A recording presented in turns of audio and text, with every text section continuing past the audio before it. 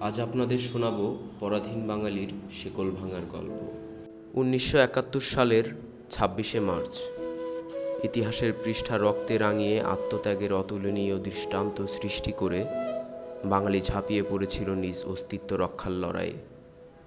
দীর্ঘ 9 মাসের মুক্তিযুদ্ধে এক সাগর রক্তের বিনিময়ে স্বাধীনতার লাল সূর্য দেখা, যার চূড়ান্ত পরিণতি। রক্তক্ষয়ী মুক্তিযুদ্ধের সূচনার সেই গৌরবময় দিন আজ। ভয়াল কালো রাতের স্বজন হারা বেদনা, বিনষ্ট হওয়া ঘরবাড়ি আর পুরনো লাশের গন্ধে জ্বলে উঠেছিল মুক্তিকামী বাঙালির চোখ। পাক বাহিনীর গণহত্যার বিরুদ্ধে বাঙালি জাতির মহান নেতা বঙ্গবন্ধু শেখ মুজিবুর রহমান ঘোষণা করেছিলেন বাংলাদেশের স্বাধীনতা। জাতির পিতা বঙ্গবন্ধুর ডাকে মৃত্যু ভয়কে তুচ্ছ করে জয় বাংলা স্লোগান তুলে সশস্ত্র লড়াইয়ে ঝাঁপিয়ে পড়েছিলেন লাখো বীর বাঙালি। পরাধীনতার চির অন্ধকার ভেদ করে বাংলার আকাশে উদিত হয় স্বাধীনতার রক্তিম লাল সূর্য।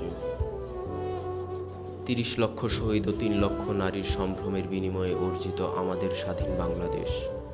স্বাধীনতা অর্জনের এই দিনে দেশবাসীর প্রতি রইল ম্যাসকুলিনের পক্ষ থেকে লাল সবুজের শুভেচ্ছা।